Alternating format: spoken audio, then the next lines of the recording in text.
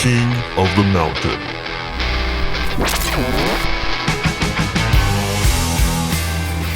Welcome to the King of the Mountain Tournament 2 pre-game show. In getting ready for this tournament, we realized we forgot a lot of what happened over the last couple months of qualifying races and how some of these drivers got here. Then we said, hey, you guys probably forgot too. So let's take a look at the highlights and how these 16 drivers got to be in this tournament where they'll be battling it out for a shot against the King of the Mountain, Terry Hill. Up first, we have the number 12 seed, Handy Rob Frontier in the Yakuza. Handy Rob Frontier earned his spot in the tournament through pure domination, winning 3 out of 4 races. He almost won all 4. Blew right past him. He's followed by Ray Hostile. It's a close one. We've got some paint swapping going on there side by side. Handy Rob pulling ahead into that last corner. Ray Hostile falling way behind, and the first race will go to Handy Rob Frontier. Hostile again. We've got a battle here. Another close race between Ray Hostile and Handy Rob. But Handy Rob, once again, has a huge lead as he takes a checkered flag for the second time. Handy Rob is gaining on him. He overtakes him on the straightaway. What a pass. And Handy Rob Frontier will pick up his 3rd win in a row. He's a predator chasing his prey down the track. If he can pass, it will be our first clean sweep ever. He's going for the pass. He gets blocked by legendary Lee. And he was so close. Up next, we have the number 7 seed, Speedy Canuck in the Hell Flurry, showing you don't always have to have the fastest car, you just need the fastest car to wreck. Yeah, that can help out a lot. With another big lead, he's way ahead of everyone else. Oh no, he wrecks on the last turn. Too soon. Here comes Speedy Canuck, followed by Agents Fox and Scully, and Speedy Canuck will take his first win of the night. It's a tight race coming out of the corner. Albert Vetty wrecks. Green Man Patrol rounding the final corner. They're stuck on the side wall. CZ is pushing them. And CZ pushes Agents Fox and Scully past the finish line as Speedy Canuck slides into home. Canuck closing in. He passes with Albert Vetty right behind him. Green Man Patrol falls all the way to the back. It's a 2-car race right now between Speedy Canuck and Albert Vetty. And Speedy Canuck will take the win and advance on to the second King of the Mountain tournament. Then we have the number 6 seed, Matt A. in the F-50. You can do the math on this one. Long wheelbase, low to the ground, winning combination. Matt A. widening that gap as he goes around that second corner. I think Matt A. had a good approach to making that truck keep it low with a nice wide stance. This already looks like a 2-truck race right now between Matt A. and Mark D. It's a pretty close race around the last corner. Here they come. Mark D keeping up, but just does not have the power to pass up that Ford F-150. Looks like he got a couple pushes there from Matt A. The back. Here comes Shane Elise and La Gigi. Mark D and Matt A both end up on the side of the road. Very close. I think he's looking for the pass, 3D. He's on the hunt. And there's the kill. Matt A passes as Mark D wrecks. And Matt A will pick up the win and advance on to the second King of the Mountain tournament. Then we have the number 3 seed, Timmy Vincent, driving in the Audi house. Timmy Vincent has it all. The speed, the handling, the FTEs, and the blue paint. Does the blue paint help? Of course it does. No one's wrecked. Allison in the lead around that final corner. Timmy Vincent looking for the pass. Wow, that was a close finish. But as we know from this channel, the heaviest car does not always win. Look at this right here. Whoa. Timmy Vincent makes a pass down the straightaway. Oh yeah. And just like that, Timmy Vincent takes the lead in this race. Well, they need to stop snacking and start driving because they're falling way behind in this race. Timmy Vincent with a big lead right here as he goes around the final corner. It's Timmy Vincent followed by Allison Chains in the BMW. And also, you know what? Look at this. Never mind. That's not going to happen. Timmy Vincent way ahead of the rest of the cars as he goes into turn 2. That Audi is flying. He's having some problems right there. Here comes Allison Chains. Allison banks into the back end of the Audi. Timmy Vincent still got it. And Timmy Vincent will take the win and advance on to the second tournament of King of the Mountain. Wow. And here's the number 1 driver, the FGC Family, driving in Kong. They set a very impressive time in the qualifying round, 16.906 seconds. Right now they have no competition in this race. Clean through that second corner as they approach the third. They make it around the last corner and on their way to the finish line. And the FGC Family will pick up their first win. Whoa! The FGC Family looking to pass. There's some contact right there. FGC Family with a bump and run. Wow. And they're sliding out of control. It's pandemonium, 3D. The FGC Family manages to recover from that slide as they pick up their second win in a row. They do have a 4-point lead, and look at them just rocket down the track. Wow, they should have named that car the Flying Brick and not the other one. What is the name of that car anyways? Oh no, they wrecked. This is just a chance Nasuka needed. Oh, and everyone, Rex, is in a league of its own today. Whoa, hold on to it. They are pushing that Volkswagen Golf to its limits. Look at that lead. Here they come rounding the final corner. Whoa. That car is gone, and the FGC Family will take the win.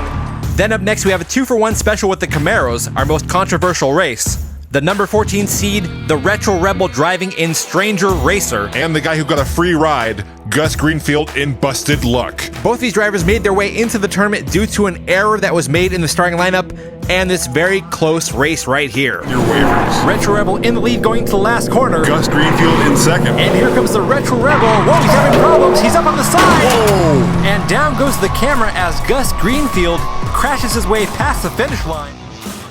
Yeah, I don't know. You know, it's hard to tell. It seems like the back end of the Retro Racer's car was in front of Gus Greenfield's car. The question is, did it pass the finish line first or not? It's still hard to tell from up here. Got it. You know, this one is just too close to call. We're actually going to give this over to the Pit Crew channel members. And there you have it. The Pit Crew channel members have given the race to the Retro Rebel. Then we have the number 11 seed, the van guy driving in Limelight. The van guy showing us that big vehicles can win too. Oh yeah. That van guy pulls ahead into second as he passes up Edgar. Whoa, Jaden got loose in the Peacemaker. That van guy overtakes the Peacemaker as they head into the last turn. It's another close race to the finish. And race 2 goes to that van guy. Trouble. He flies around that corner. Oh no, he's Uh-oh. over. Wipe out. That van guy just pushes him out of the way. And it looks like he's just going to coast his way to the finish line and pick up his second win. Van guy with a big lead. And we just lost Edgar and Tommy Mackin in 22 as the van guy approaches the finish line. He's got it. And the van guy will be moving on to the second tournament of King of the Mountain. Qualifying in 10th place is CJ driving in Jerry Rig. He showed us sometimes you gotta swap a little paint if you want to win. It's a close race for first. Brett Crisper in the lead. CJ looking for a way to pass. He's knocking on his door. They're paint swapping on the final corner. Whoa. Brett Crisper goes off the track. Whoa. And CJ will steal that win from Brett Crisper. Crisper and CJ door to door around the corner. We've got some rubbing. And Crisper Whoa. pushes CJ into the wall. Swerve and Herb and CJ both in the front row. They are tied with 8 points each. Swerve and Herb moves into second. CJ stretching out his lead as Swerve and Herb swerves out of control. CJ is all by himself. And CJ will win the last race and move on to the second tournament of King of the Mountain. We're going to take a break, and when we come back, we'll finish with the last 7 drivers. You know, I still can't believe Susan put Busted Luck back in this tournament. I don't think he's going to get lucky this time. And how is he not in last place? I guess, who's in last? Draken Rouge?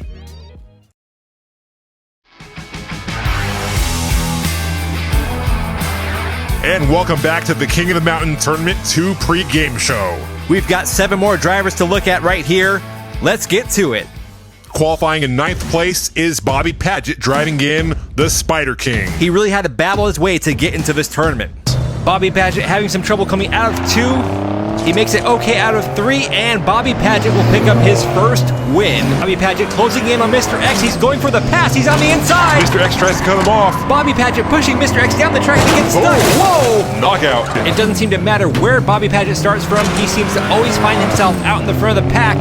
Brian Smith still in the lead. Bobby Padgett not far behind. Here he comes. Whoa! What a finish. It is. And the win is going to go to Bobby Padgett. It's Bobby Padgett in the lead. Bobby's got a big lead. He's approaching the final corner. Bobby Padgett makes it out clean. And this race will go to Bobby Padgett in the Spider King. Then we have our slowest driver qualifying in last place, Valerios Dragon Rouge in Holding On. He secured a spot by consistently coming in second place on the first 3 races. Maxi Firefighter makes it around the last corner and will pick up his first win for the Diecast Junior Racing Team of Germany. And this race will go to the Leviathan, driving in Blutonia. Here comes Valerios. Whoa! Oh my goodness. Or this is just watching the Leviathan take practice laps down the track. The Leviathan picks up another win, and that wasn't even that fast of a time. The Leviathan hits the wall. That's going to slow him down. Valerios Dragon Rouge pulls ahead. Draken Rouge all by himself on the final straight right here.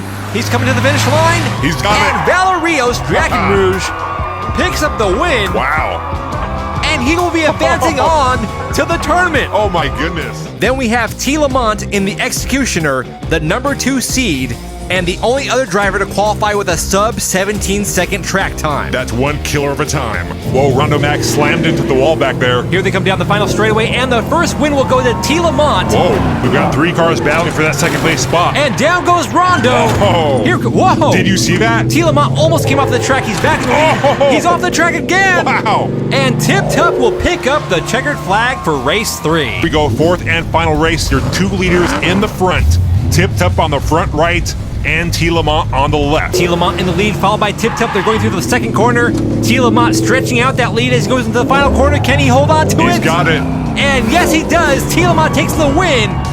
And he will be advancing on to the second King of the Mountain tournament by 1 point. Wow. Qualifying in 4th place is Dom Drift King Jr. Woodley, driving in the number 20 Dom's Tuner Shop. He beat out 3 other Nissans to get his way into the tournament. Back there with JMT 57. Dom Woodley looking good. Woodley rounds the last corner and he's coming to the finish line, and he will pick up his first win. We've got Woodley followed by JMT 57. King Yardy still in the race. Woodley's all by himself, and there's the drift. And Dom Drift King Jr. Woodley will pick up his second win for the night. It looks like a 2-car race. And down goes Mr. D. JMT 57 making his way around the final corner, and he will take the checkered flag on this last one. But the overall win goes to Dom Drift King Jr. Woodley. Qualifying in 8th place is Garbanzo McElroy driving in Dynamo. You know, I don't remember this race, but I did learn how to make hummus. Garbanzo's in 2nd. Rose having some steering issues, and Garbanzo McElroy makes the pass. He's coming to the final stretch, and he will pick up the first win. Garbanzo McElroy is out in the lead, followed by Roarin' Rose in 2nd place. McElroy's lead just got a lot bigger, and he will pick up his second win, bringing his score up to 10 points. Garbanzo McElroy is unstoppable in this race. If he wins this one right here, this thing is over. And yep, it's over. Then we have the LJ sisters driving in Gold Fire Tsunami 2. They qualified in 5th place. They did some great driving on the track. Here on that first big open turn. Whoa, wait a minute. The docket spun around as the LJ sisters take the lead. Here they come. And the LJ sisters will take the first win. Juicy Juice was 100% juice. Sunny D, less than 2%. Whatever. Less than 2%. Let's get back to the race. There goes the LJ sisters. It has canola oil. Why would you drink the canola LJ. oil? Dr. Paul back in the front row, and he's in the lead again, followed by the LJ sisters. Those are the top 2 drivers. Dr. Paul ahead by about 3 to 4 car lengths. Uh-oh, deja vu. Dr. Paul having trouble in the same spot. This time the LJ sisters slam into his front end. That gives him a boost. And Dr. Paul will take the win on the last race. That's going to give him 5 points. The LJ sisters will pick up 3. And the LJ sisters will take the win by 1 point. And then last and possibly least, hey, come on, the number 13 qualifier, Obi-Wan in Von Solo. He showed us you don't need a windshield to win races. And look who just took the lead. It's Obi-Wan. Maybe he'll pull a McClyde right here. 3D. I'm just saying. That's uncalled for. And unfortunately, Obi-Wan has a big lead. He's handling those corners very well. And he will pick up his first win of the night, followed by Leadfoot. Leadfoot currently in 2nd. Obi-Wan taps the sidewall, but straightens it out right away. He's approaching the final corner. Clean out of that corner. And Obi-Wan will pick up his second win. Leadfoot falling way behind in 4th place. CJ maintaining the lead around that second turn. He's got a Jedi in his rear view mirror. Yeah, I'm doubting he has a rear view mirror. He doesn't even have side windows. And here they come to the finish. And the 4th race will go to CJ. Obi-Wan comes in 2nd. And that means Obi-Wan will be advancing on to the second King of the Mountain tournament. And there you have it, the top 16 drivers out of 60. Wow, we raced that many? Yep. Who do you think has what it takes to win the tournament? Leave a comment below. Also, the bigger question, do any of these drivers have what it takes to take down the King of the Mountain, Terry Hill? I don't know. That guy's a legend. This has been the King of the Mountain Tournament 2 pregame show. I'm 3D Botmaker. And I'm 2D. And we'll see you on the track.